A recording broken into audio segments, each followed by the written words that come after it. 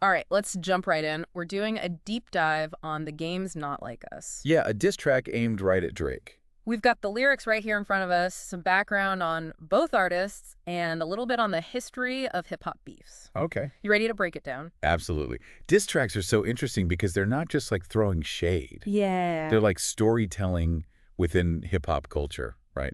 It's like verbal boxing. Every line is a punch aimed at their reputation. It's true. And man, The Game does not hold back right from the very first line. Nail a nigga to the cross, he walk around like Tizo. That's aggressive. That sets the tone. It really does. And he brings up Compton almost immediately, too, contrasting it with Drake's interest in the city.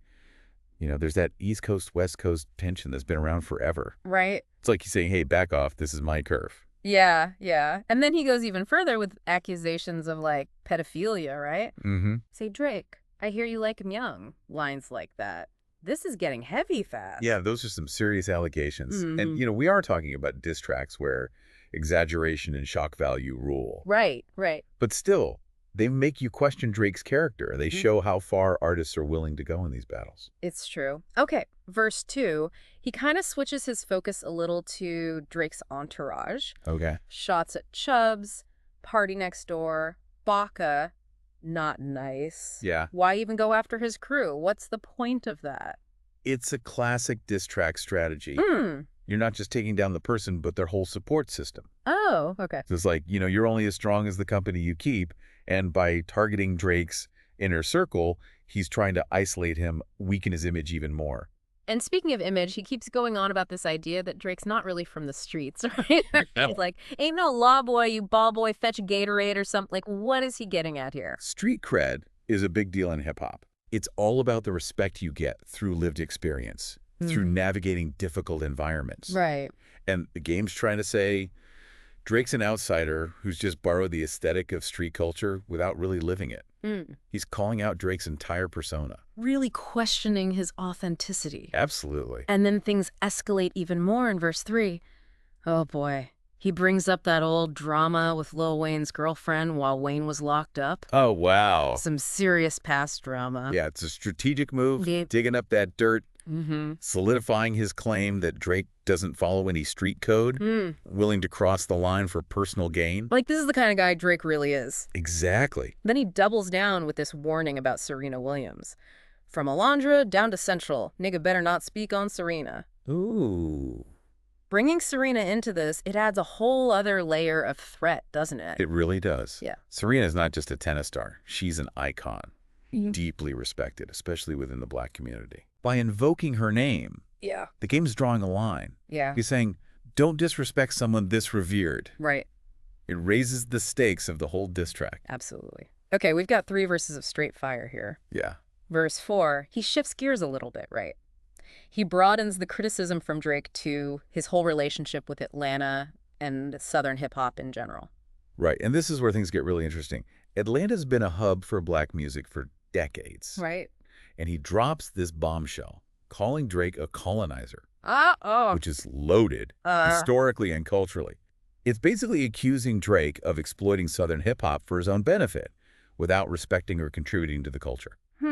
And he doubles down on that, Yeah. listing all these Atlanta rappers that Drake's collaborated with, Future, Lil Baby, 21 Savage, on and on. It's almost like he's making a legal case.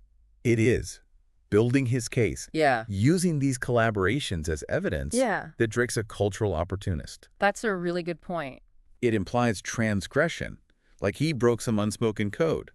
Look at all the ways Drake has profited from Southern artists without giving anything back. This is heavy stuff. So he's basically saying Drake's more interested in commercial success than genuine artistic collaboration. Exactly.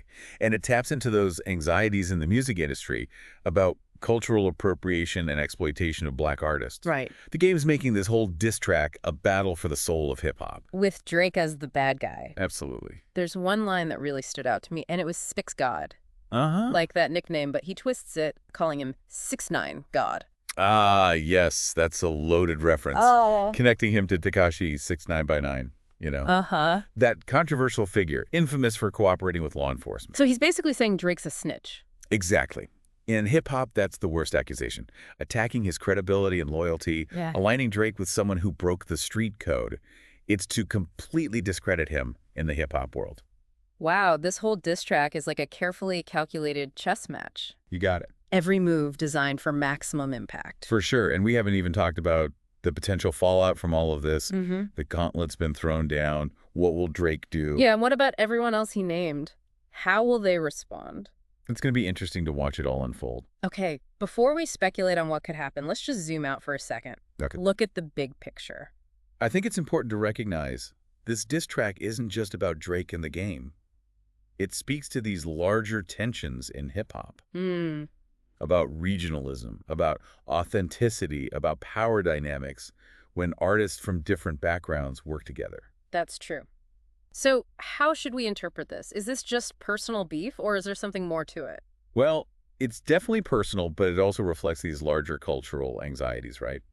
The game's tapping into this fear that hip-hop, born out of Black struggle, is being diluted, exploited for profit. That's interesting. He's weaving in personal attacks with these broader critiques. Like he's saying, this isn't just me and Drake, it's about the future of hip-hop itself. Precisely. He's positioning himself as a guardian of the culture, calling out anyone disrespecting the roots. And he's doing it in a way that's super entertaining, too. You can't deny that. The wordplay, the aggression, it's hard not to get caught up in it all. Absolutely. Diss tracks, when they're done well, can be captivating.